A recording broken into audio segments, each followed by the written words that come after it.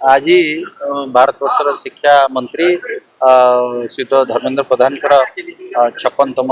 जन्म जयंती एवं से शुभ जन्मदिन अवसर रे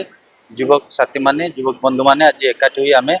एक स्वच्छता रक्तदान शिविर आयोजित करथिलु एवं फल बंटन कार्यक्रम हाथ नहीं परवर्ती पर्यायर वृक्षरोपण एवं दीपदान कार्यक्रम मध्य रही। तो निश्चित भाव में आज धर्मेंद्र प्रधान केवल ओडिशा किंबा ओडिया भितर सीमित नहांती से आज सर्वभारतीय स्तर रे निजर राजनीतिक विचक्षणता हो निजर व्यक्तित्व हो एवं विशेषकर युवक मान गोटे उत्स्पंदन छाई एवं युवक मान प्रेरणा उत्स जो युव पीढ़ी को लेकिन बिना युव पीढ़ी रे कौन राज्य देशर प्रगति जो भाव में असंभव से युव पीढ़ी को एकत्रित करवा एवं से युव पीढ़ी को एकाठी कर जोड़ी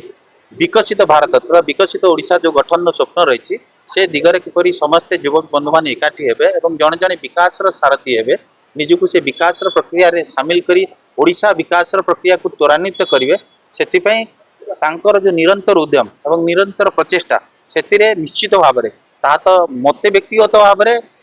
उत्साहित करछि एवं प्रति मते आकर्षित करछि एवं तांकर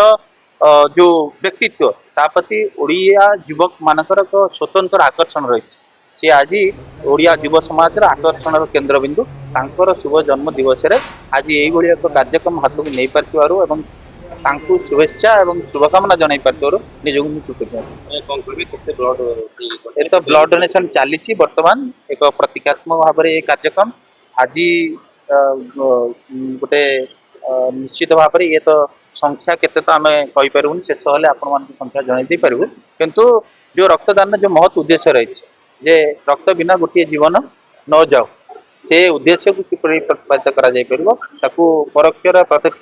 ताकू किपरि भाव में सफल करा जाय परिबो सेति आज आम चेष्टा मंत्री तो कार्यक्रम अनेक रही ता भितर आज तो यूटीर ऑडिटोरियम रे भी कार्यक्रम रही उत्कलमणि गोपबंधुकर 57तम श्राद्ध दिवस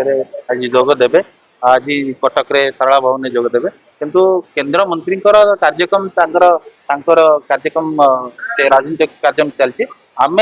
युवक बंधु माने सामाजिक जीवन में राजनीतिक जीवन में कार्यशैली को अनुकरण करके स्वेच्छाकृत भाव में समाज सेवा निजक नियोजित करने प्रचेषा जारी